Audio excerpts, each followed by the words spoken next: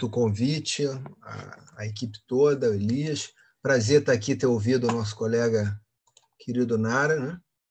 E vou agora apresentar como foi pedido, né?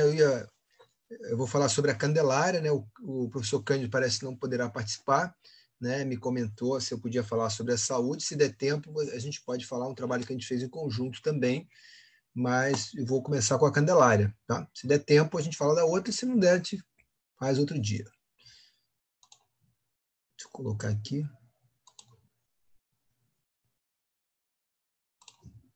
Peraí. Vou compartilhar.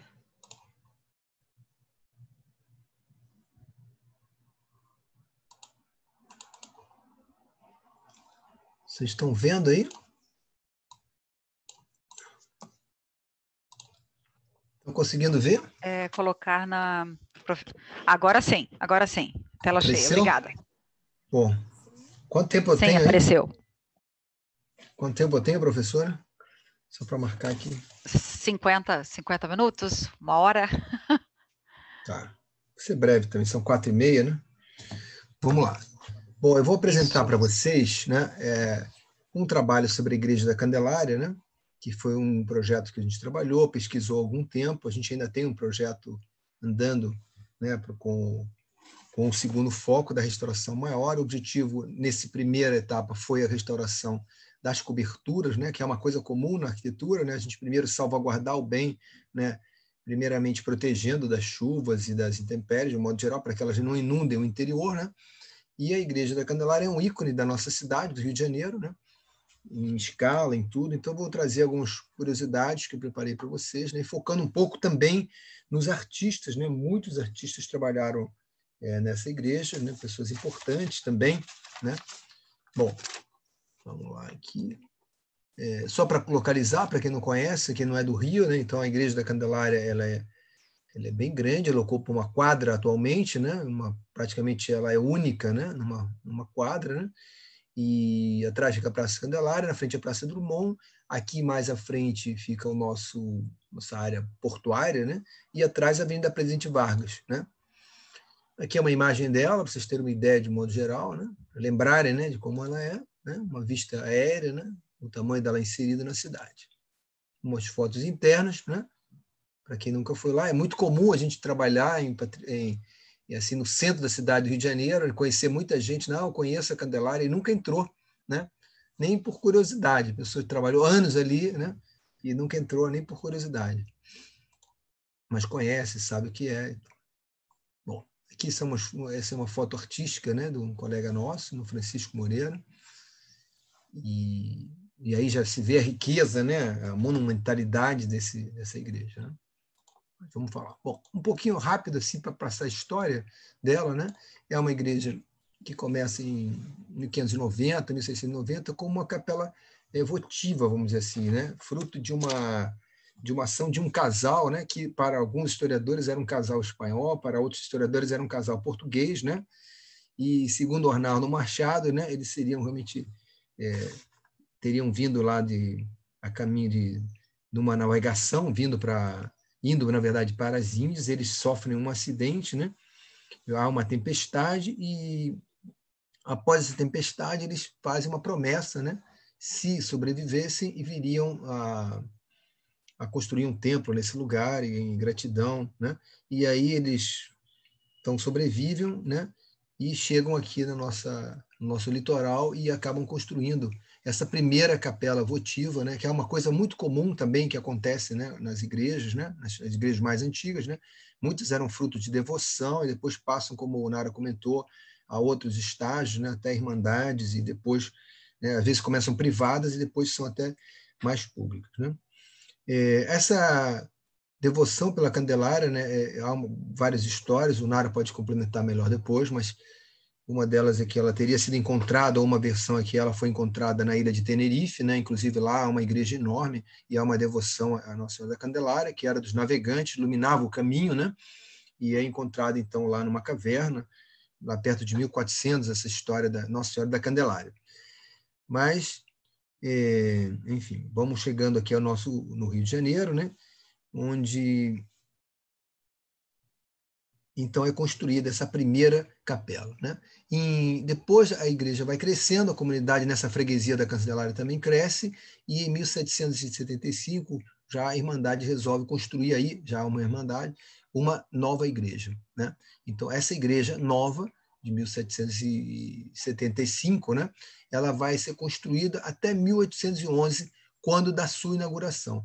E vocês vão notar que em 1811 ela já vai estar praticamente com o aspecto, né, que a gente conhece. Aí, como o professor comentou, ela vai passar por vários processos. Um colonial mais simples, vai ter um barroco, vai ter, alguns dizem que há elementos rococó internamente, é possível que houve essa passagem também, né?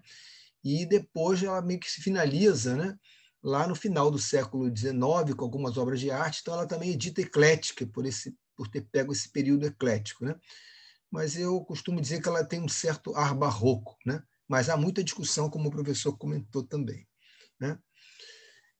Então, em 1811 ela é inaugurada com esse aspecto que, como eu disse, que praticamente como a gente conheceu, né? Em 1870 são colocadas as estátuas ao redor, né, da cúpula, que são as estátuas que mostram as virtudes teologais, né? E os evangelistas são umas estátuas muito grandes, vou contar um pouco a história delas também, né? E em fevereiro de 1876 se finaliza a cúpula, a grande cúpula da Candelária que a gente vê, né?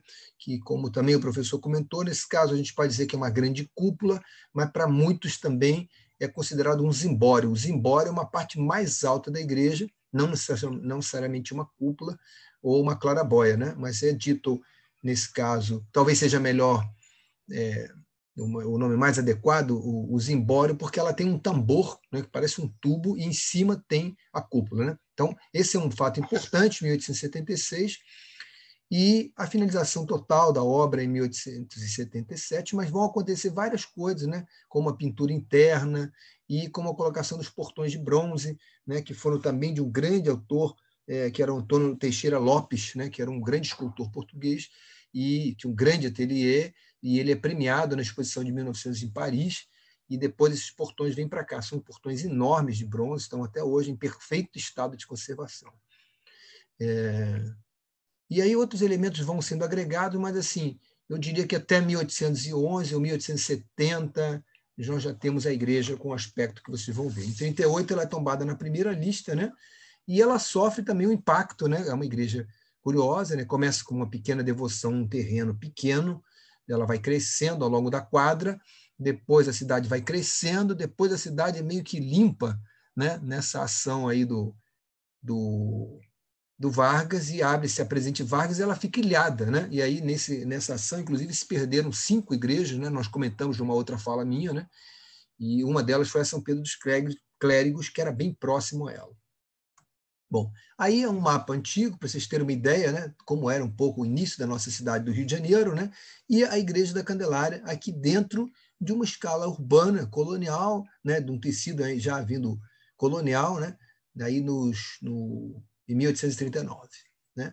Essa é uma foto bem curiosa, né, do Leuzinger, né, de 1880, onde aparece a igreja lá sem a cúpula, né? Se vocês olharem aqui com cuidado, acho que eu dei um zoom, você não tem a cúpula. Por quê? A cúpula foi um processo muito grande, uma vez que se fez a construção da igreja, a igreja praticamente ficou pronta, e o projeto original contava com uma grande cúpula de pedra e mármore, né? Então se pensou, puxa, mas é muito peso, pode cair, isso era uma várzea, será que vai aguentar, será que não vai aguentar? Vários engenheiros foram envolvidos, contratados pela Irmandade, né?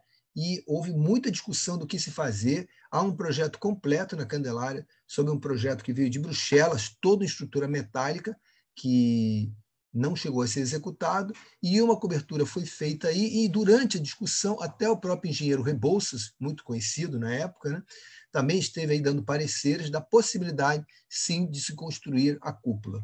Né? E o próprio escultor Cesário Salles vai depois construir a cúpula, vou mostrar para vocês. Né? Então, aqui é uma fachada que já é de 1811 dessa maneira, com as torres, com tudo, só não tinha cúpula. Né? E ela é inserida dentro da malha urbana.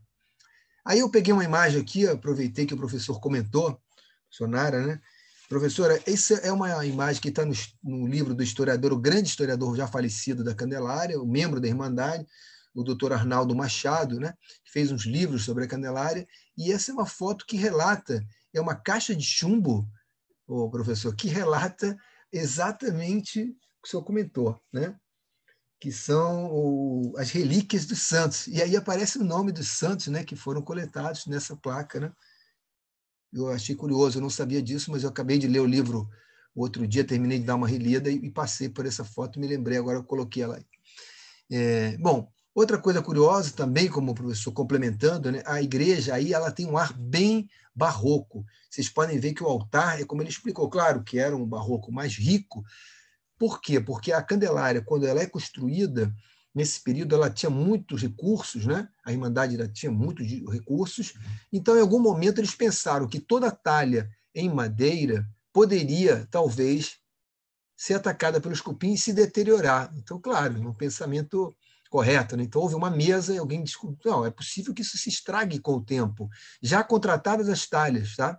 Então o altar estava sendo entalhado, o conjunto todo da Candelária, a nave toda estava sendo entalhada, já tinham sido colocados alguns capitéis, e eles pensaram, não, mas talvez isso não resista ao tempo, né? Isso é uma coisa curiosa, também essa preocupação de perdurar. E aí eles vão e contratam tudo em mármore, e removem, então, a parte das talhas que tinham de madeira, e são feitos, todo o interior é feito, né, ainda no período, vamos dizer assim, um pouco barroco, mas em mármore, né, de Carrara, branco, né, e outros mármores, outros granitos. E o altar, lá dentro, o interior do altar, que aparece aí, o retroaltar, ele é todo tabular, né, com aqueles meio piramidal, né, em cima a imagem da Nossa Senhora da Candelária. Altar que depois seria modificado, né, por um outro grande arquiteto, que é o Arquimedes, e aí por um arquiteto, o Arquimedes Memória, é contratado apenas para modificar o altar, e até o professor depois pode falar, porque eu realmente não me debrucei sobre isso, mas eles mudaram depois o altar. Bom, também trabalharam aí um grande pintor, que é o João Zeferino da Costa, era um grande artista brasileiro, e houve uma defesa, inclusive, a ele, era professor da Academia de Belas Artes, né, era um grande artista, né? E também nas mesas, nas conversas, nas rodadas da Irmandade, aparece um texto onde se propunha que, poxa, podemos contratar italianos fantásticos, são os melhores pintores do mundo, vamos contratar. E alguém defende o nosso professor brasileiro, João Zeferino da Costa, que depois vai fazer um trabalho magnífico, é um trabalho acadêmico de altíssima qualidade, né? E uma pintura mural e com vários temas, né? Então tem esses temas da Nossa Senhora, né? As passagens do casal quando vinha de Portugal, né? E aí estão pintadas no teto como pintura mural. Também houve também um outro mestre, que era o Bartolomeu Alves Meira, né? Que era um escultor, e ele faz grandes estuques. Então, a igreja, como a gente vê aqui, ela parece ornamentada com não é uma talha, né?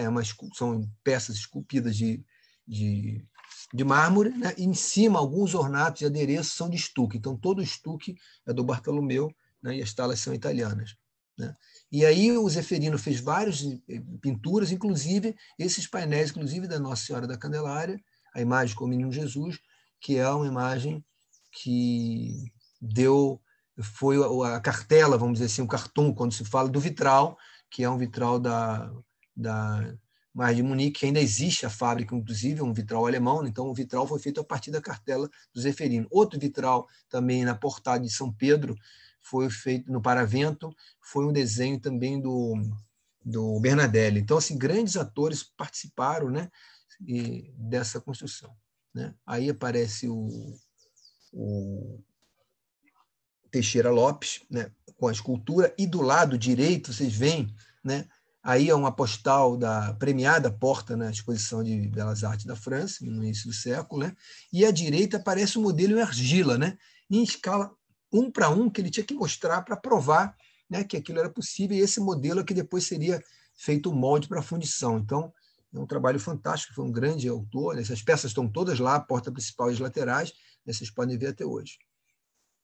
Bom, aqui é uma outra imagem, né, já do Marco Ferrez, uma vista também da Ilha das Cobras, onde a gente já nota aqui, né, a cúpula, né? Então, assim, essa imagem é dita de aproximados 1880, aproximados. Mas aí eu já poderia dizer para vocês que ela é, pelo menos, no final de 80.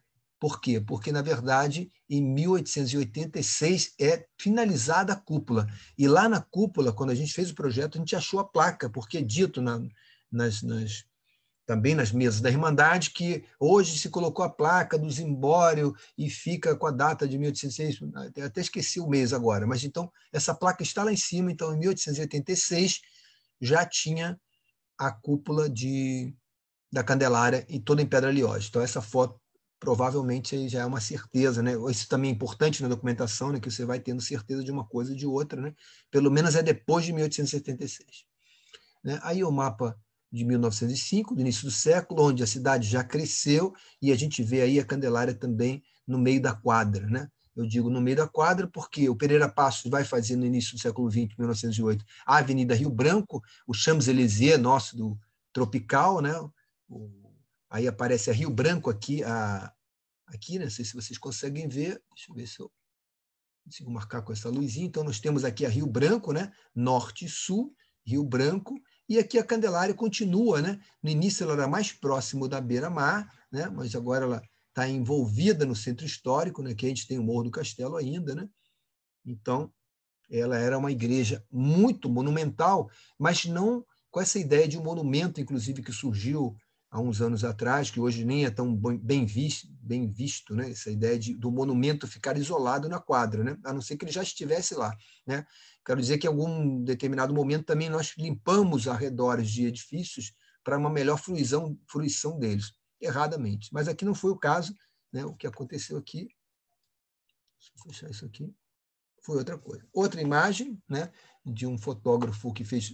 Aliás, essa é uma foto do Jorge Kfouri, que foi uma pessoa da Marinha que voou no início da Marinha, né, que a aeronáutica não existia, então ele fez vários voos no início do século, nos anos 20, 27 até 30, e tirou várias fotos. Essa é uma foto aérea dele. Né? Então, essa também é outra foto também do Jorge Kfouri, que acho que não tem a data correta, mas é mais ou menos 23, 27. Né? Então, vocês veem que a Candelária... Aqui está Rio Branco aos fundos, né? E aqui, professor, ainda aparece São Pedro dos Clérigos aqui, né? Também embrulhada nessa malha, né, urbana que vinha da malha colonial original da cidade. Né? Essa é uma outra foto do Roland, outro aviador que teve por aqui, né? E aí aparece também com destaque, você consegue ver que a igreja ela está entre duas ruas, mas não está isolada. Né? Algumas imagens. E aí, então, vem a Presidente Vargas, né, que vai isolar a igreja. Né? Literalmente, ela vai ficar isolada numa praça, vamos dizer assim, numa quadra única só para ela. Ela tem mais ou menos quase 3.000 metros quadrados, então essa praça deve ter 3.000 metros quadrados, é uma área onde ela está situada hoje em dia. Né? Aí surge a Presidente Vargas. Né? Aqui é uma vista do interior. Né? Aqui a gente consegue ver o conjunto de vitrais na fachada frontal, e aqui uma inspeção feita por uma pessoa que eu queria lembrar também, foi uma pessoa que eu conheci na época, que era o professor Ito, se não me engano, Albuquerque, até esqueci o nome dele, mas acho que era Ito Albuquerque, que era uma pessoa, que era o arquiteto da Irmandade. Esse arquiteto, quando eu o conheci, ele já estava bem velhinho, e ele contava muitas histórias, pena não ter gravado mais e não ter conversado. Aí só para lembrar da importância do resgate oral, né, dessas ações. Então, ele era o arquiteto responsável, conhecia muito bem o edifício, né? E aí ele fazendo uma inspeção de uma maneira bem atípica. Hoje a gente não faria um andaime desses, mas enfim. Né? Aqui eu mostro essa imagem também ainda da época da Candelária, porque vocês vão ver que tem uns lustres enormes aqui na frente da Candelária. Dá para ver esse lustre, né? São vários lustres na frente, que depois foram removidos, porque primeiro era gás, depois era uma luz, depois foram removidos e depois desapareceram. Não voltaram a mais. Novamente, uma imagem do interior, onde a gente vê um aspecto, eu diria, totalmente barroco, se não fosse o mármore claro que aparece, muito branco, né? Mas poderia ser um barroco alemão, um barroco francês, italiano, a gente poderia dizer que o barroco também lá fora também teve muito mármore. Mas a gente costuma já associar a igreja, com todos esses conjuntos de época, a um ecletismo. Né? E aí a gente tem os pisos de ladrilho hidráulico lindíssimos, muitas pinturas murais, né? Os estuques com douramento, né? O mármore e o altar ainda original com a antiga vitrine ao alto. Né? Isso é uma peça provisória de um púlpito que depois foi alterado. Esse é o púlpito novo. Né? Aí vamos passar agora um pouco para o projeto. Então, o nosso projeto foi cadastrar, desenhar todo o edifício. Então, rapidamente, a gente teve que fazer uma inspeção, a gente fez, inclusive, um rapel para entender melhor como funcionava o sistema construtivo, como é e quais são as patologias que ocorriam naquele edifício, né?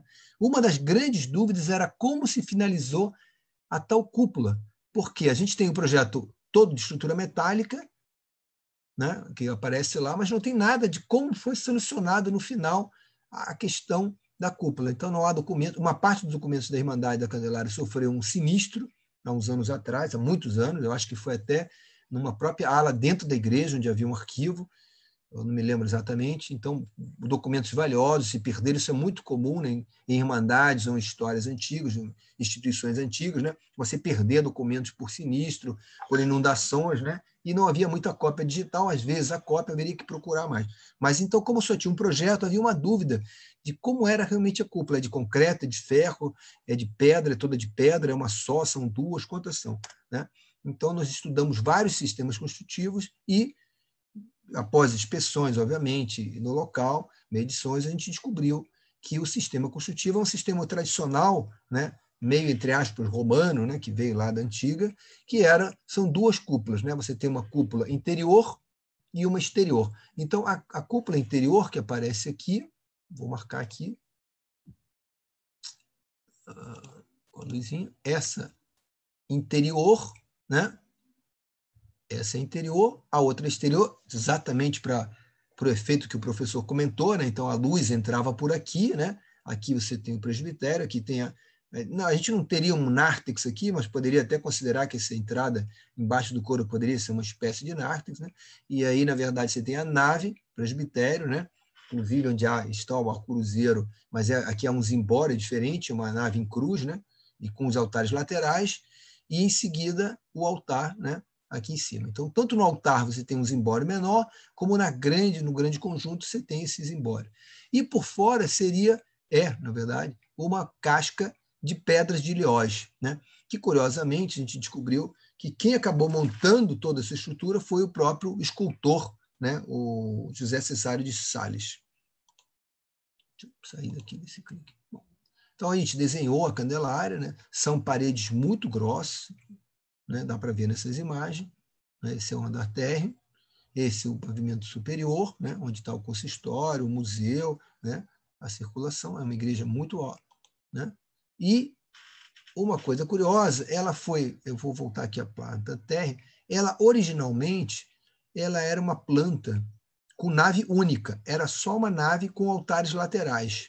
Ela foi inspirada na Catedral de Mafra e uma igreja também de Lisboa, agora esqueci o nome dela, de Lisboa, e Mafra, ou seja, tem uma nave única e tem uma cúpula no zimbório, tá? E depois foi agregado essas laterais. Então, vocês podem notar que elas têm alguma diferença na própria espessura de parede, então isso aqui é bem posterior, tá? Parte dos fundos também, e só para lembrar isso. Então, aqui a gente consegue ver no segundo andar que tem um sistema todo de estrutura metálica, diferenciando e registrando que houve um acréscimo das naves, da nave lateral e dos altares laterais, né? Que a gente consegue ver a planta do telhado e a planta do telhado mais alto, né? Vamos embora. Essa é a fachada, depois do cadastro, né? Então, no cadastro, nessa fachada, a gente consegue observar que ela tem muito granito. Então, várias pedreiras foram cedidas à Irmandade para ter o granito. Então, aí você tem o granito Guinás brasileiro, né, que fez parte de toda essa fachada frontal, toda em granito, inclusive as torres, né? Muito granito, né? Embaixo as portas de ferro fundido, as outras são esquadrias de madeira, e ao centro, no segundo pavimento, um conjunto de vitrais, tá? Na lateral, a gente observa que tem menos granito, tem mais argamassa branca, né? Diferente da frontal. Na frontal, você vê muito granito, né? E nas laterais você vê um pouco menos, né? Aos fundos, menos ainda, né? Mais argamassa.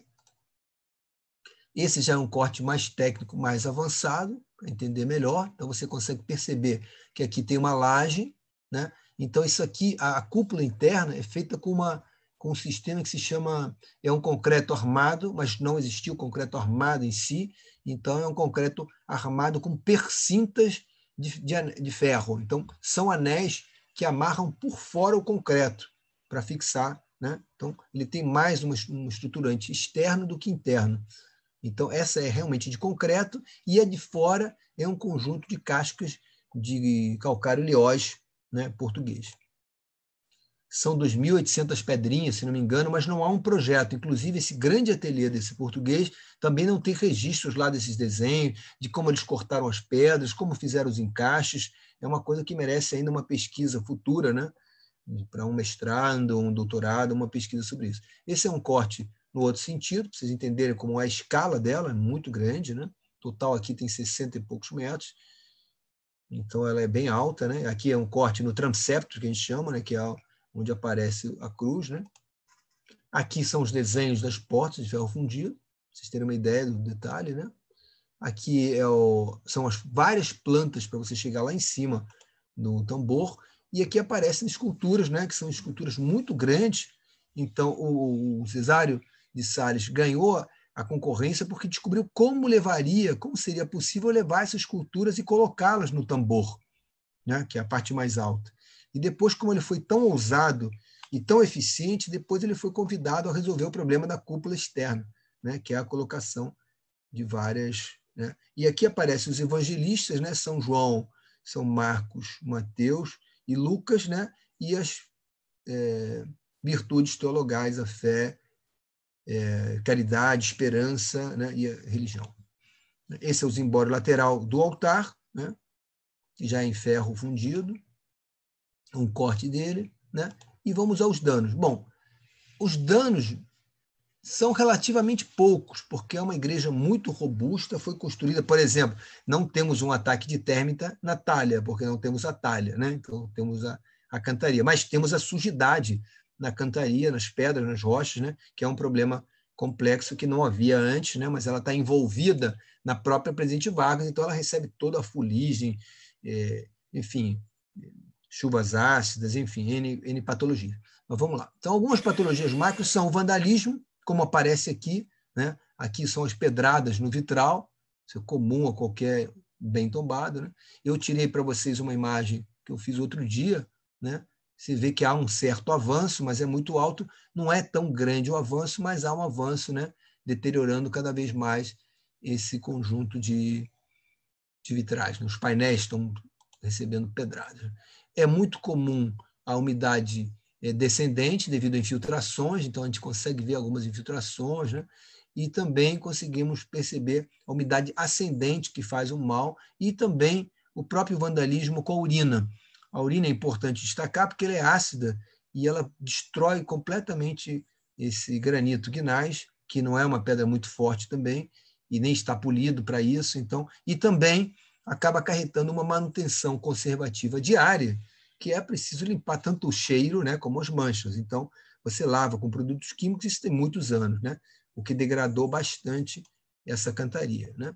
Aqui a gente vê alguns problemas no liós, à direita, né, umas rachaduras na pedra liós, à esquerda o zimbório, né, com oxidação, e aqui o mapa de dano geral, onde a gente mostra os revestimentos. Esse mapa é rapidamente só para vocês apreciarem, mesmo não conhecendo, o intuito desse mapa mostra piso, parede e forro.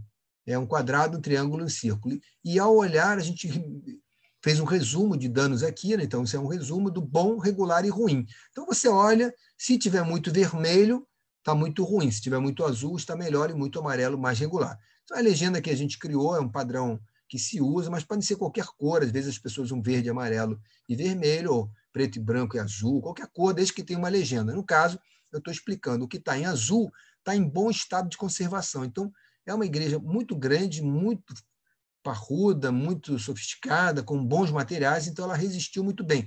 Todo o piso, por exemplo, é de ladrilho hidráulico, é um piso muito resistente, né? As paredes são de mármore, então elas estão, ou quando aparece irregular, é porque tem uma sujidade, um ou outro detalhe está ruim, né?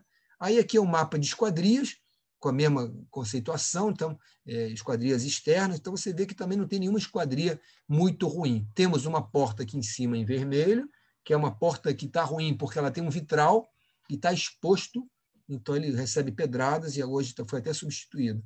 tem só um vidro. E aí algumas regulares.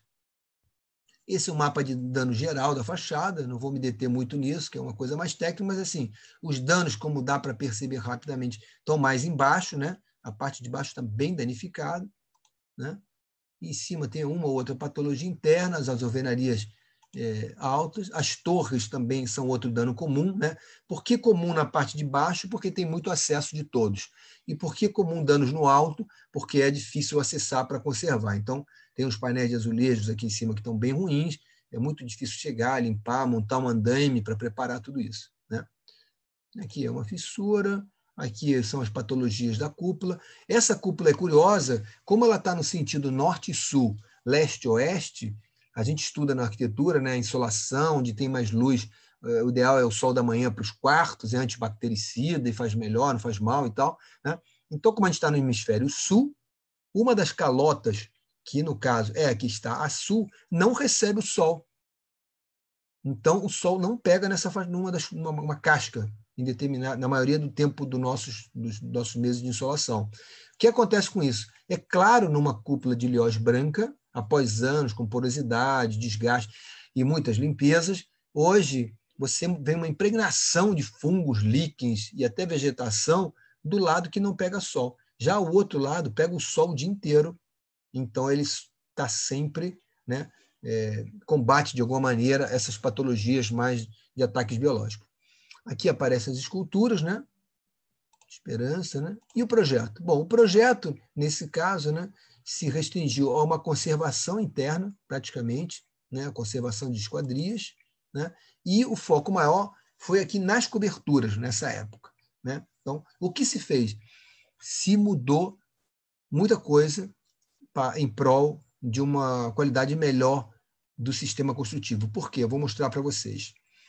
Há uma discussão sobre isso, se teria sido correto ou não, mas assim, quando a gente vai intervir no bem, às vezes é impossível adotar o mesmo sistema construtivo ou a mesma solução, por N motivos que eu vou mostrar aqui. E isso leva a uma alteração, às vezes, conceitual. Como se trata de um telhado, pouco visível do exterior, mas a gente teve que conservar, obviamente, a estética, mas parte da função foi, de alguma maneira, modificada, como eu vou mostrar, né? Algumas esquadrias também foram restauradas, né?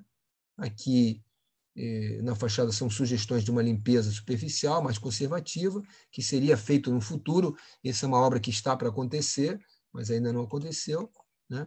Então, aqui aparecem algumas patologias, né?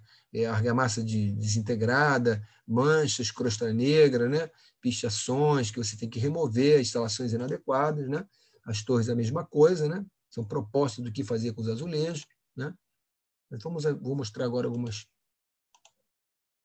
detalhes. Então, um dos detalhes é esse sistema. Vejam, à esquerda aparece o sistema original de descida de água pluvial. Claro, talvez chovesse pouco naquele tempo. Então, se chove pouco, né, você vem com a água por aqui. Deixa eu ligar essa coisinha, né? Vejam, vem com a água por aqui, muita água, né? Aí a água desce, passa pela calha, passa pelo ralo, entra pelo algeroz, que atravessa a parede, e desce. Só que aí ele desvia dos ornatos. Então ele faz tuc, tuc, tuc, tuc, tuc, tuc. Claro, quando entrar uma ave, quando tiver uma sujeira. Quantos anos nós jogamos papel pela janela, no centro, que era uma tradição que não existe mais, ainda bem. Além da sujeira, era um desperdício e tal. Então, isso tudo entupia e provocou vários danos internos. Então, esse sistema não é funcional, ele tem que ser removido e substituído. Então, a nossa proposta são esses pescoços de ganso com umas caixas acopladas. Então, essa é uma proposta que muda um pouco o sistema. Claro, nem todo mundo percebe, mas os técnicos percebem. E também tem um pouco da história também. Então, para fazer isso, se faz um registro da situação atual, né? Então, a solução adotada foi essa daqui. Você coloca um algeroz no mesmo lugar, mas coloca uma caixa acoplada que recebe a água e um duto que passa por fora do ornato. Você não faz os desvios no ornato, né? Bom, aqui outro projeto, outra questão, que esse é um sistema, como era o sistema original. Como é que era o sistema? São várias tesouras caibrais, a gente chama tesouras caibrais, é quando não tem uma tesoura, são várias tesouras, uma segura da outra. Quando tem muitas tesouras, elas são travadas e elas são de linha alta para poder receber a cúpula, ou seja, para não interferir na cúpula, aqui está até errado, cúpula da nave, que na verdade é a abóbada da nave, né? O cume da nave é uma abóbada de berço, né? Que aparece aqui, e você tem uma linha alta. E, na verdade, ele não tinha um sistema de ripas, ele tinha um sistema de pranchões enormes, então eram madeiras de 12, 13 metros, imagina uma tábua de 13 metros por 6 centímetros, 4 centímetros, são peças enormes, são verdadeiras árvores que ficavam cobrindo todo o telhado, e em cima desse madeiramento que cobria todo o telhado, vinha então uma camada de argamassa, imagina o peso, as tábuas, agora a argamassa, e agora eram assentadas as telhas cerâmicas, elas eram coladas, né? Então a gente substituiu esse sistema, por quê? Vou mostrar por quê. As madeiras estavam muito ruins, muito deterioradas, apodreceram, e não havia como substituir uma peça desse tamanho, e era um sistema muito pesado e não tinha sentido, né, argamassar novamente as telhas. Então, a gente voltou aqui para uma solução tradicional externa, ou seja, a tesoura, todo o sistema é igual, só o revestimento que mudou, né? Também modificamos as clarabóias estavam todas ruins, muito alteradas, então se fez um desenho de uma clarabóia nova, um material novo, foi o alumínio e vidro, né? Então ficou até hoje, uma coisa que funcionou. E aqui vocês veem algumas fotos da obra. Do lado esquerdo, vocês veem a remoção das madeiras. Você vê que você tirou a telha, é um piso de madeira, né? Vejam aqui à direita, aqui embaixo, você consegue ver a podridão que aconteceu às madeiras.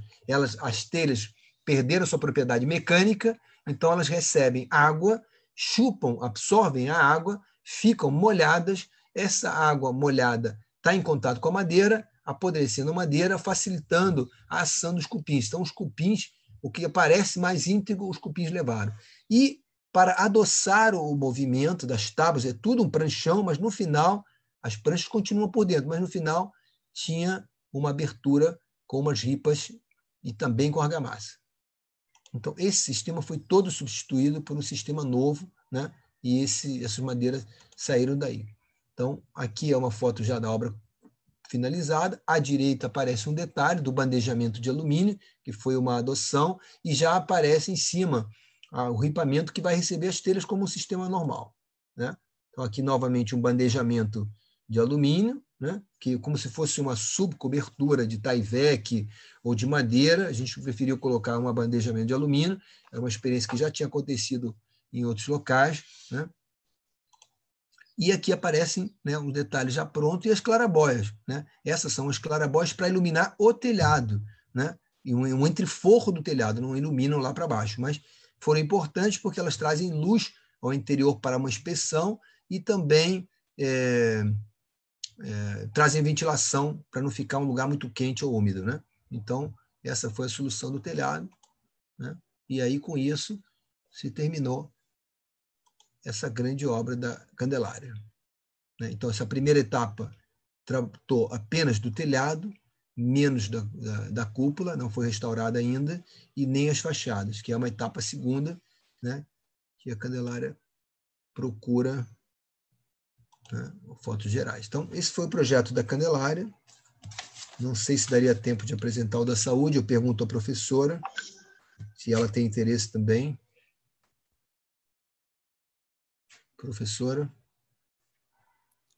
Professor, sim. Obrigada, Jorge.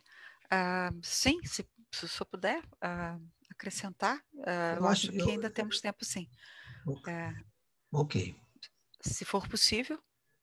Vamos lá. É porque aí é uma escala curiosa, porque a gente vai fazer um comparativo, até um paralelo. O professor Nara mostrou uma igreja de médio a pequeno porte, mostrei uma enorme, agora eu vou mostrar uma capelinha muito interessante, que é essa daqui. Então vamos Obrigada. lá. Nada. Foi a pedido do Cândido Campos também, que ele pediu, porque a mãe dele está se recuperando, então eu vou fazer também, porque eu já fiz essa apresentação, participei desse projeto. Vamos lá. Obrigada. Nada. Então, a Igreja da Saúde é outra história, bem diferente, né? E aqui fica o agradecimento ao Cândido Campos e ao padre Arnaldo Susban, que foi uma pessoa que correu muito atrás desse trabalho, né? É um trabalho bem diferente, já era uma irmandade extinta, né? Já é uma igreja bem tombado, né? Bom, Eu vou mostrar algumas imagens antigas, né? É uma igreja votiva de 1752, se não me engano. E aí ela aparece aqui, né? Essa é uma imagem do Hildebrand, né? Desculpe o sonzinho que ficou aí, uma outra pintura para a gente ver como funcionava, como ela era, né? E aí, uma coisa curiosa, vejam, aqui você tem uma igreja bem colonial, bem colonial, e como toda igreja, inclusive muitas aí, inclusive a Santa Rita, ela passou em algum momento por uma remodelação para se adequar a algum momento também histórico, estético, cultural. Então ela ganhou essas modinaturas que aparecem nessa pintura. Aparecem as modinaturas que na obra a gente encontrou as ranhuras na parede. Claro, a gente não trouxe elas de novo, elas ficaram escondidas, mas que elas existiram, né? E aqui uma iconografia, uma foto também que aparece a igreja na lateral, né? Com uma lateral bem alterada, né? Bom, essa igreja é uma igreja votiva, né? Da saúde, né? De uma pessoa importante, né, que teve uma bênção, então faz uma pequena capela. A gente acha também que tinha uma pequena capela bem menor, quase um oratório, e depois cresceu para uma capela, que também depois vai gerar uma irmandade, né? E ela funcionava como era o Outeiro da Glória. Ela era uma igreja no bairro da Saúde e que ficava no alto do morro, como aparece aqui. Abaixo é um trapiche, né, do próprio mercador, quer dizer, eles tinham um trapiche e já era o mar. Os barcos chegavam aqui, havia um comércio, né? E depois, com sucessivos aterros, a igreja, que aparece aqui no morro, né? Aqui é o Morro da Saúde, aqui está a igrejinha, né? Eu tenho um zoom dela aqui, ó, né? E aí houve um primeiro aterro do Pereira Passos, né? Que vai, inclusive, ampliar aqui o Moinho Fluminense, que aparece aqui esse prédio, né? Então, a beira-mar era aqui e a igreja ficava à beira-mar, praticamente. Então, ela foi recebendo um primeiro aterro, depois houve um outro grande aterro, e ela foi se perdendo e se afastando do mar, tá? E isso é importante porque ela tinha ela era icônica para o bairro e para a comunidade também, né?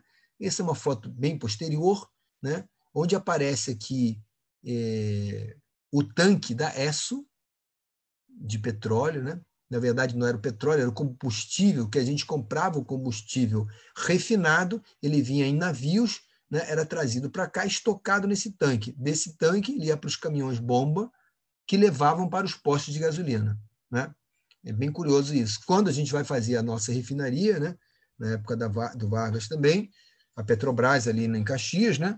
Então, quando a gente passa a refinar, esse tanque não tem mais sentido. Mas olhem que curioso, ele não existia e quando se constrói um tanque, se constrói um muro de proteção. Alguns dizem que era por causa das guerras, poderia ter uma guerra, alguém jogava uma bomba e podia explodir tudo. Mas, enfim, era um muro de contenção gigante que ficou como pré-existência. O tanque depois foi removido, né? E a cidade vai se desenvolvendo, a igreja vai perdendo seu destaque, né, no meio da questão urbana. A gente fez uma pesquisa iconográfica, né? E aí, como o próprio professor falou, também a gente é uma irmandade que se extinguiu praticamente, não tinha mais membros, né? E ela tinha vários também objetos de arte importantes. Aqui aparece um lampadário de prata ou de ouro, mas provavelmente de prata, né? Aparece uma naveta também aqui do lado de prata, né? E são elementos que depois desapareceram também, uma rica decoração da imagem, né, do altar, a própria imagem, né? E aqui é uma foto de uma primeira comunhão, né? E aqui é uma outra foto histórica que mostra a igreja com a configuração antiga, sem o tanque de combustível, né? Na porta está a imagem de Nossa Senhora da Saúde, né? Aqui é uma foto do registro do tombamento em 38. Então, quando a igreja é tombada em 38, a gente tem poucos registros, mas alguns são importantes. Esse é um deles, né? É uma foto, né? Ela já estava sem uso, né? E aí você vai, ela vai ficar depois muito tempo abandonada, 40 e poucos anos, 44 anos abandonados, até que o padre que foi fazer parte dessa paróquia local ali, ele se envolveu com esse projeto com a intenção de resgatar a igreja e correu e nos encontrou. O Cândido Campos tinha um projeto feito na Bahia, no SECRE, né? Que era para requalificar essa igreja, e nós trabalhávamos juntos. Quando ele voltou, a gente se juntou ao padre, com apoio também do IFAM, havia um projeto básico, a gente começou a desenvolver aquilo, e com isso se chegou à restauração dessa igreja, que tem várias coisas bem interessantes. Houve uma primeira etapa com o apoio do BNDES, né? que foi uma etapa emergencial. Olha o aspecto da igreja que aparece aqui. Esse é o aspecto também da área portuária, muito degradada, abandonada, né? E aí a gente vê aqui o incinerador do Banco Central, né? Aqui o que vai ser depois o Aquário, o Aquarrio, mas é uma rua que estava muito abandonada. Aqui um primeiro conjunto habitacional da saúde, feito pelo professor Demetrio Anastasiak, né? E a igrejinha já sem uso há 40 e poucos anos, né? Com uma casa do zelador aqui incorporada, né? O muro já caindo e tal, né? Então a gente vai, nessa época, fazer o primeiro registro da igreja, né? Vai descobrir questões como o ataque dos térmitas, o estado interior dela todo vandalizado, já sem talhas, sem imagens, né? Algumas foram roubadas com o intuito de, talvez, de recursos, e outras foram removidas para fazer fogueiras. Então, assim, havia relatos de incêndios pequenos, né, com o próprio material, com a talha, né, que estava soltando. Essa é uma igreja muito antiga. Há talvez uma possibilidade que algum mestre importante, talvez próximo de algum outro mestre importante carioca, tenha trabalhado com essas talhas, né? Haveria que pesquisar mais, mas não era o nosso foco. Aqui foi a obra emergencial para cobrir, fazer o telhado, obviamente, porque senão estava chovendo internamente. O paravento foi restaurado, o couro estava muito ruim. Foram catalogados todos os achados, né, entregues para a Mitra Arquiepiscopal do Rio de Janeiro, né? E aqui uma coisa importante: dentro da igreja, não, na nave, havia uma pintura mural. Essa pintura mural, perdão, havia uma pintura em tela, que era uma marroflagem, né? Uma pintura adesivada, e ela foi removida porque ela não era adequada. Então ela está aqui estocada, aparece aqui à direita, estocada, né? Então ela foi removida, e durante a obra a gente esticou, são 3 panos de 2,5 por 11, esticamos eles com a assessoria do professor Almir Paredes, né, da Belas Artes. Então foi feito um trabalho aqui foi só uma nova guarda, vamos dizer assim, mais cuidadosa, não tinha lugar, a gente só esticou, limpou, colocou numa guarda, né, com umas telas, enrolou e levou para um ateliê. Foi feita a pré-consolidação das partes ruins, azulejos tinham sido roubados, né, e algumas prospecções. Bom, prospecções, descobrimos enterramentos, curiosamente enterramentos no próprio presbitério e no próprio altar, inclusive o enterramento de um menor, ou uma pessoa menor. A gente não soube se era uma criança ou não, né? Enfim. Bom, e aí se fez a obra do telhado, o telhado ficou pronto, né? Teve uma subcobertura com uma fita aqui, né? Então se fez a cobertura, e depois veio o grande projeto que levou à grande obra. Aí um detalhe curioso de projeto: enquanto a gente fez o projeto e aguardava uma segunda etapa que o BNDES apoiou, né? Fica a nossa gratidão ao banco também, a equipe de lá. O que aconteceu? Esse muro de contenção estava para cair, e no nosso projeto era só segurar antes que caísse. Mas, enquanto não vinham os recursos, o que aconteceu? O muro caiu, desabou. Por sorte, não houve nenhum acidente com ninguém, era um estacionamento, né? E houve que, na obra, gastar recursos para uma contenção, porque senão ia cair o resto da pedra. Então foi feita uma super contenção que consumiu parte dos recursos também, com a aprovação do banco, né? Só para dizer como uma coisa acontece, né? Uma coisa própria natural. A própria rocha deslocou e acabou perdendo. Então, nós tivemos que refazer as argamassas externas lisas, né? Deixamos sempre os ornatos. Fizemos as escavações arqueológicas, encontramos muitas coisas interessantes, como o degrau de convite, que aparece numa foto antiga, né? Que levava, né, para uma subida até a chácara. Aqui aparece o padre Arnaldo. A gente achou alguns enterramentos, e essas ossadas, quando não são completas, ou completas, há uma recomendação de que você as remova, coloque numa urna e enterre na lateral do monumento, ao próximo, né? E faça um oratório, uma mensagem, coloque uma placa lá. A gente achou melhor, nesse caso, enterrar no mesmo lugar, porque a gente não escavou muito, a gente não, a equipe de arqueologia, né, da Jaqueline Macedo, e aqui aparece uma cerimônia de enterramento, uma espécie de, né, enfim, de reverência. A gente não sabia quem era que estava lá, né? Aqui são os achados arqueológicos, muitos achados foram para a guarda do IFAM, né? Aqui uma obra interna, né, recuperando as argamassas muito degradadas, né? Novamente recuperação de argamassas, e aí com isso a gente recuperou toda a parte de argamassas da igreja. Então a igreja ficou com o revestimento, né, Não totalmente novo, porque as partes que tem ornatos ficaram, mas foi todo recuperado, né, restaurado, né, e ficou com uma cara até, como se dizia no momento, parecia uma coisa meio plástica. Mas depois, como é uma argamassa natural, de cal e areia, rapidamente ela ganhou sua pátina e sua nobreza, vamos dizer assim. Né? Aí, novamente, fotos da obra. Né? E durante essas obras, foi curioso, porque houve uma tradição de uma procissão durante muito tempo da Nossa Senhora da Saúde, onde as pessoas preparavam a imagem, né, na liturgia, tinha toda uma preparação, as senhoras iam lá, vestiam a imagem, né, e depois saíam em procissão, era uma coisa linda, e era uma tradição do bairro, que se perdeu porque a igreja está fechada há muitos anos. E se fazia, às vezes, uma procissão na outra paróquia, mas era muito menor, e durante essas obras se resolveu fazer uma saída com a réplica, em vez da outra paróquia, eles levaram a réplica para cá, ela ficou aqui, foi arrumada na igreja, então a igreja começava novamente a ganhar uma vida, né, no bairro. E aí se fez a procissão. Aqui é uma prospecção, a gente tirou vários pisos de camada de concreto, e embaixo encontramos uma tijoleira.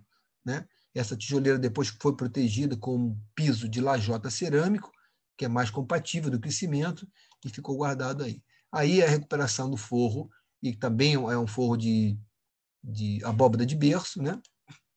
Aqui a recuperação dos forros internos, e aqui é uma recuperação do piso. O piso de tabuado estava colado no chão, no solo batido. Então, o solo com umidade, em contato com a madeira, apodreceu todas as tábuas. Então, aqui é uma técnica que se usa, você escava 10, 15 centímetros e o piso ficou flutuante. É um piso especial, são tábuas de madeira seca que a gente encontrou numa demolição e estão, quer dizer, compramos de uma pessoa que trouxe de uma madeireira, mas estavam secas. Eu estou falando desse argumento do seco porque, na verdade, elas estavam nobres, perfeitas, secas, não empenaram em nada, ficaram na chuva e não aconteceu nada. Então, quando a gente colocou esse material, foi pensando que ele pudesse ficar durante uns 30 ou 40 ou mais 50 anos aí, pelo menos, né? Então, inicialmente ele está lá, tem que ser conservado, obviamente, passar uma cera protetiva, mas são peças muito bem instaladas, ficou muito bom esse trabalho. E aí a recuperação desse guarda-corpo, né, que não é condizente com a época, né? Vocês vão ver que do lado também tem umas peças que são de outra época, mas a gente manteve todos os elementos que estavam lá. Né? Aqui aparece já o piso com a tijoleira, o restauro da torre, que aparece o nosso colega, o professor Cândido Campos aí, inspecionando a obra, em 2005, a igreja ficando pronta. E agora duas particularidades. Uma é uma questão até conceitual curiosa. No primeiro momento, a gente achou que poderia reintegrar todas as talhas faltantes a partir de fotos e de iconografia.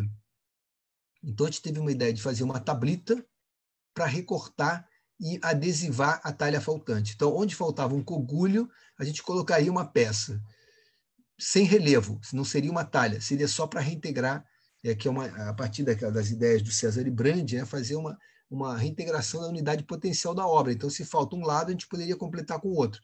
Mas, se tratando de uma talha, a gente não ia fazer uma talha. Então, a gente fez primeiro umas tablitas e depois se passou para uma ideia de fazer essas resinas que aparecem aqui, os fundos, que era uma espécie de amebas, sem forma, só com a pintura. Né? Então, esse aqui é o tratamento de uma peça, né? Mas aqui aparece uma talha original. Você vê que ela tem o seu valor de riqueza, ela está aqui bem ruim, depois ela foi restaurada.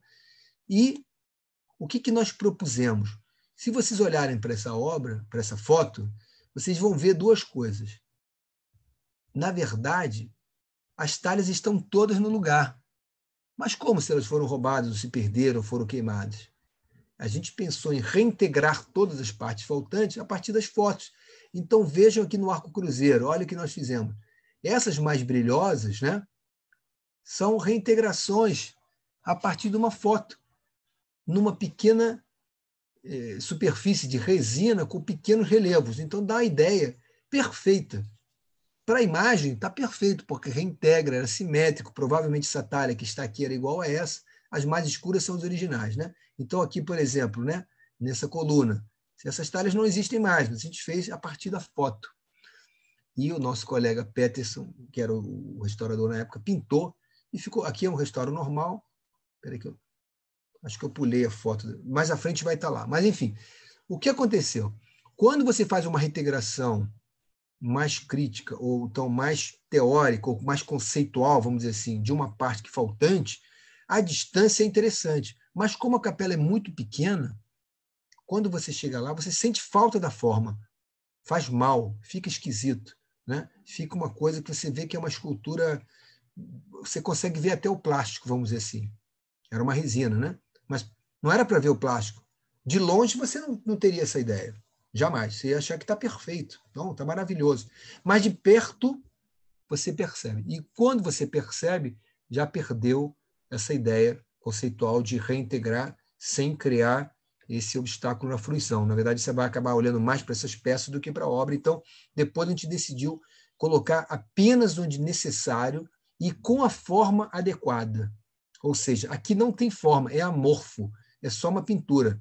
Tá? Eu vou explicar melhor mais à frente. Bom, a tela que ficava em cima, que aparece aqui, ela já tinha sido removida pelos nossos processos até patrimoniais, que, em muitos casos, a gente acha condizente tirar elementos posteriores a um período mais forte de algum monumento. Então, isso é uma coisa que a gente não faz mais, mas se fez muito. Então, uma igreja que é mais colonial, a gente tende a manter as suas partes coloniais e não as outras, né? Mas isso não se faz mais, mas se fez nessa época. Então, se removeu essa pintura, que era de 1906, dos irmãos Viana, não sei exatamente quem são, mas estava assinada.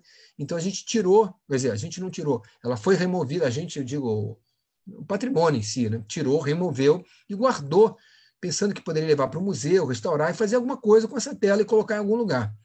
Quando a gente chegou lá, ela não estava no teto, isso é uma foto histórica, tá? Mas a gente achou por bem restaurar primeiro, claro, a gente ia restaurar. O professor Almir Paredes orientou, a gente então restaurou. Não grande, tinha grandes partes com perda, mas a parte gráfica, vamos dizer assim, o design, estava todo lá. Os anjos, né? E o efeito que vocês veem aqui da tela é fantástico, né? Uma tela que permite olhar o céu, né? É muito bacana, né? E estava assim, uma pintura acadêmica, né? Mas de muito boa qualidade, né? E nós restauramos, né? Esse é um mapa de dano, e depois reentelamos, né? A Cláudia Nunes orientou como fazer isso adequadamente, né? Foi um ateliê de Santa Teresa, esqueci o nome da restauradora, uma restauradora também conhecida, né? Teve que ter uma equipe enorme para poder, como aparece aqui nessas mesas, né? Para poder esticar, né? As peças e ir trabalhando em rolo, né? E depois veio uma discussão um pouco também teórica, conceitual, que era o seguinte: bom, agora que ela está restaurada, o que a gente faz? Embrulha e guarda, leva para a guarda de um museu, coloca numa reserva técnica? Não, coloca no museu. Tá, então eu vou dar para o seu museu. Qual é o museu que tem um espaço, né, de 15 metros por 6, com um teto em abóbada de berço? Não, mas ele bota em pé. Não, mas o objetivo era que você visse o céu, ou seja, que ela fique num teto. Né? Então, onde tem esse lugar? Né? Pode ser o Museu Histórico Nacional, Museu de Belas Artes, pode achar um lugar, mas a gente sempre, né, deve seguir essas questões mais teóricas, né, de que aquilo estava, de algum modo, fazendo parte daquele bem. O ideal é que ele fique no bem. Né? Então, foi uma discussão e depois, com muita argumentação também, e o próprio IPHAN, com algum critério a mais também, acabou optando por que elas voltassem ao próprio local. Então, hoje, essas pinturas foram colocadas no mesmo lugar. Né? Foram com o mesmo sistema, né? Uma marroflage, que é uma tela pintada fora que você cola adesiva na madeira. Né? Então, elas voltaram para lá. Isso é uma peça curiosa, que é um embrechamento de louças e conchas, que não é muito comum no Brasil, tem uns 4 ou 5 exemplos no Brasil. Um dos exemplos que está próximo a gente é o Jardim das Princesas, no Museu Nacional. Então, é valioso esse material, a gente só consolidou. E uma questão importante é com relação aos painéis de azulejo que comentam a passagem de José no Egito. Esses painéis eram 14 painéis. Os 14 painéis foram roubados 4 painéis. Foram roubados, a gente não sabe se foi um profissional que vai vender ou não vai vender, ou se foi só um vandalismo, ou se só quebraram ou venderam por pedaço, enfim, a gente não tem certeza absoluta. Dá a impressão que eles foram removidos muito cuidadosamente, que podem estar à venda em algum lugar por algum especialista que vende essas coisas inadequadamente, obviamente, mas existe esse mercado, vamos dizer, né? Bom, por que estou falando isso? Que isso ajudou também a conceituar a solução, né? Com o apoio do Cândido e do professor José Pessoa também, houve uma discussão do que se fazer, na verdade. Então, quando você perde uma talha, ficou difícil de fazer uma nova talha, porque a talha tem 3 dimensões. Mas quando você perde uma pintura, eu poderia imprimir a pintura, eu poderia imprimir em diversos suportes, eu poderia refazer a pintura pintando novamente, né? Eu posso fazer várias coisas para reintegrar uma lacuna pictórica. E uma lacuna que é 2D, que é um painel de azulejo, eu também poderia simplesmente colocar novos azulejos. Pronto, está resolvido. A gente faz novos azulejos, né? Desde que eu tenha as fotos ortogonais dos painéis, né? Bom, então a gente teve várias questões do que fazer. A linha primeira era assim, não, vocês têm que colocar os azulejos aí, mandar pintar, fabricar em Friburgo, São Paulo, Paraty, Minas. O pessoal faz azulejo, né? Da mesma técnica, com o mesmo vidrato, queimado no forno artesanal para ficar o mais próximo, ainda que com uma pequena diferença, mas que vai ficar igual. Os painéis são um dos primeiros conjuntos de painéis com molduras com policromia. São quase da mesma época do Outeiro da Glória, mas eles têm uma policromia nas molduras, né? O que é muito importante, e os destaques os faz diferentes também. Mas as molduras são muito parecidas. Então a gente pensou, bom, as molduras dos painéis que foram roubados provavelmente são iguais a essa, a gente poderia reproduzir. E os painéis, dos quatro, a gente achou um que tinha uma foto quase ortogonal do IFAM. Então, a partir disso, o restaurador, na época, conseguiu reproduzir o desenho, né, feito numa cartela, como aparece aí, né? Foi feito um desenho na cartela.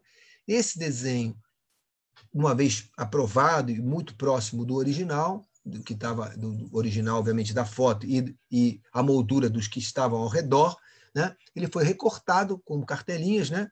Foi decalcado, e aí veio a ideia, bom, já que a gente tem esse painel, a gente pode escanear, imprimir, pode adesivar, pode colar, pode muitas coisas, né? E o Cândido teve uma grande ideia, que foi, poxa, nós refizemos a argamassa da parede interna, que estava ruim, e colocamos uma argamassa nova, argamassa adequada, obviamente, cal e areia e tal, né?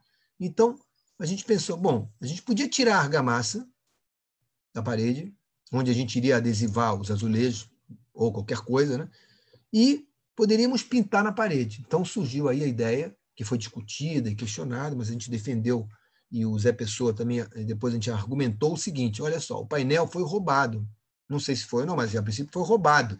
Há um processo na Interpol, na Polícia Federal. Então, se ele foi roubado, o que quer dizer isso? Que amanhã alguém vai encontrar o painel e o ideal seria que ele voltasse para o lugar de origem, né? Então, amanhã, se a gente achar o painel, a gente coloca no lugar. Então, ele existindo, ou tendo uma ideia de que ele existe, não se justificava fazer novos azulejos, criando falsos históricos. Então, a ideia foi fazer um afresco, uma pintura a fresco, literalmente, né? Então, o que é a pintura a fresco? É uma pintura na argamassa fresca, né? Onde você usa pigmentos minerais, né? Compatíveis, né? Que na carbonatação e no endurecimento da cal e daquela parede, aquilo vai fazer parte integrante da própria parede, né? Então, o que a gente fez aí? A gente tirou a argamassa, estava lisinho, e colocou uma nova argamassa fresca, e essa nova argamassa fresca tinha umas ranhuras só para marcar que tinha uns vincozinhos de azulejos, uma grade, né? E se pintou em cima dela. Então, o restaurador, o Peterson, foi e passou a limpo aquelas cartelas que ele fez, decalcou aqui no processo tradicional, como faziam os renascentistas, né? Ou os mais antigos. Bom, então, onde havia um painel, se desenhou a moldura e o painel, porque havia o tema. Onde não havia o painel, olha o que a gente fez. A gente não tinha o painel, a gente fez só a moldura. Feita a moldura, ficou sem o tema da imagem central. Por quê? Porque a gente até pesquisou bastante, o livro dos portugueses sobre azulejos dos Santos não tirou fotos de todos, porque também é muito comum. Isso é muito curioso, né? O pessoal mais ligado à arte faz muito inventário, mas eram os primeiros tempos do patrimônio, então ninguém se preocupava. Alguém foi lá e tirou algumas fotos da igreja. Você tirou do azulejo? Tirei 4. Uma daqui, e tirei 2 fotos que aparecem em todos eles. Mas ninguém se preocupou em tirar uma foto de cada um, ou melhor ainda, de cada azulejo, né? Como diz o próprio o John Ruskin, né? Olhe com cuidado as pérolas, cuide com cuidado, como se fosse uma cidade sitiada ou os diamantes de uma coroa, né? Então, assim, claro, se tivesse tirado uma foto geral de cada um, já teria ajudado. Se tivesse tirado de cada azulejo, seria melhor ainda, né? Mas, enfim, para o quê? Para esse caso de um sinistro. Mas não se pensou que alguém pudesse levar um cilhar ou parte do cilhar de azulejo, então, por isso, né, a gente já evoluiu, já aprendeu muito mais. Hoje os inventários são muito mais completos, né? A gente faz coisas, né? Mas, enfim. E aí aparece, desculpa, essa foto está fora do lugar, mas aí aparece o Peterson pintando uma talha. Não sei se está para ver o DVD, eu fui arrumar um pouco, mas me perdi um pouco na arrumação. E lá no fundo aparece umas talhas, vocês conseguem ver? Isso é uma talha de resina só com relevo. Né? E ele está pintando. É um trompe óleo. Claro, de longe, você está enganado. Você vai... Mas quando é de perto, eu não consigo passar, enganar vocês. Né? Então, enganar no bom sentido. Né? Ou seja, a técnica é você ficar visível. Você, não, mas isso aqui não é uma talha. Pois é. Mas de longe é perfeito. Então, por isso que isso foi abortado. A foto está fora de ordem. Aí aparece novamente as resinas, com as talhas, sem a pintura. Está invertida a foto. Tá? Desculpem aí. E é uma solução boa, como reintegração de uma pequena parte faltante num lugar distante. Tá? Aqui aparece uma imagem de uma talha que foi refeita. Aqui é o paravento. O paravento tinha uma peça de cada lado. Então, a da esquerda é a talha original, a da direita é a resina pintada. Óbvio que não engana, mas reintegra o objetivo, né? Dá uma leitura, não fica aquela peça faltante. Como era simétrica, a gente copiou uma da outra. E nem ficou tão igual. Essa peça acho que se manteve lá. As outras a gente tirou. Tá? Essa é uma imagem da Nossa Senhora da Saúde. Né? Trouxe uma foto aí do Museu de Arte Sacra, ela é super importante. É uma questão também que se fala, né? Muito sobre isso. A imagem foi removida da igreja por segurança, junto com Santo Antônio. Né? Talvez, se não tivesse sido removida, ela, não digo que tivessem roubado, mas certamente poderia ter sofrido com aqueles incêndios ou com algum vandalismo maior. Né? É muito comum, às vezes, as pessoas destruírem mais por destruir, né? No caso dos vândalos. Né? Ou uma ação qualquer, enfim. Então, foi até um resgate muito bem visto, né? É uma imagem valiosíssima, muito importante. E, no processo, constava fazer uma réplica. Então, aí se fez uma réplica. Foi outra discussão também, uma coisa importante para discutir, se você faz uma réplica, se você faz uma cópia. Hoje é muito curioso. Hoje, eu afirmo para vocês, hoje é possível a gente, inclusive, né, pensar, a gente poderia escanear completamente essa imagem que vocês estão vendo aí, eu posso escaneá-la toda com laser, ou fazer a fotogrametria, o que seja, e eu posso imprimir ela numa escala de 1,80. Ela deve ter 1,40 m ou 50, ela é bem alta, né? Mas, enfim, hoje é possível escanear um objeto, né, e literalmente imprimir a peça inteira, e depois pintar adequadamente, né? Então, assim, para ter uma réplica, isso a gente não tinha na época, né? Mas hoje é possível, é uma solução também. O ideal, voltando à tela dos irmãos, é que a imagem voltasse. Mas como a igreja tem uma rotina diferenciada lá, ela acabou não voltando. Aí é uma imagem do Porto Maravilha, antes de ser o Porto Maravilha, era o primeiro projeto do novo porto, que contemplava aqui um centro corporativo, no Cibrazen, que era um armazém, e ampliação do conjunto da saúde, e a ideia era fazer uma praça aqui, a pedido da nossa querida colega da prefeitura, que ajudou muito na iluminação e questões da igreja. Ela tinha um carinho muito grande por essa área, que era a arquiteta Nina Raba, que acabou falecendo, né? Uma mulher fantástica. E hoje esse túnel que vocês passam ali tem esse nome Nina Raba. Né? Então, um dos pedidos da Nina foi, por que vocês não fazem aí uma rampa e uma escola? A gente projetou, então, aqui nesse espaço, umas rampas, e dentro dessas rampas, no projeto, a gente chegou a fazer uma creche para a comunidade, ou uma escola, a gente fez um equipamento público, né? Então se faria uma rampa em concretão e dentro teria uma utilidade. O projeto não foi muito para frente, né? Mas era uma ideia interessante. E essas rampas teriam o nome hoje, seria a Ladeira Arnaldo Susba, que seria o padre que tanto ajudou, né, a recuperar esse igrejinho. Mas, hoje, o traçado do VLT passou muito próximo e cortou mais terreno aqui. Então ficou difícil de fazer, né, essa rampa. Mas poderia ser feito. Né? Esse é um outro desenho, outra visão. da saúde. Bom, então, eu agradeço muito, espero ter apresentado aí essas ideias. É uma capela muito menor, né? Essa irmandade. Uma coisa curiosa é que depois que a igreja ficou pronta, né? A gente achou que ia chover casamento, que ia ter uma vida, né? Agora todo mundo vai casar, vai se batizar, ou vai fazer uma crisma, ou vai fazer uma benção qualquer, vai ter uma chuva de eventos, né? Claro, eu não estou falando da igreja católica, dos cultos, não é isso. Estou falando, a gente achou, claro, que ia acontecer um monte de coisa, mas não é assim, né? Então a gente restaurou o bem, ele é um bem importantíssimo, é tombado na lista de 38, é uma igreja única, esse cilhar de azulejo é único, a imagem é fantástica, é única, está no museu, com o do Santo Antônio, depois se acabou se fazendo uma outra réplica, né? E ficou muito bonito, está aberto à visitação, mas o que aconteceu? As pessoas, vou casar, então casa na outra paróquia. E não vai casar nessa igreja, porque é pequena, porque não sei o quê. Ou melhor ainda, as pessoas não estão casando mais, né? Também tem isso. Então, assim, a gente conta com alguns eventos, as pessoas não se casam mais, ou se juntam, ou fazem uma cerimônia menor. Se vai fazer uma cerimônia menor, faça lá, porque é perfeito, né? Mas, enfim. Então, assim, ela, na verdade, fica mais tempo fechado. O padre que é designado lá, vez ou outra, faz uma missa lá no alto da igreja, né? Ela não tem uma acessibilidade adequada, a gente melhorou a escada da rampa, mas não é uma acessibilidade, né? Para uma pessoa idosa não é tão fácil, né? Mas a gente achou que ela ia renascer e ela está ainda com pouco uso, né? E quando veio o Porto Maravilha, apesar de estar ali próxima da visitação do Aquarrio, todo mundo vai ao Aquarrio, né?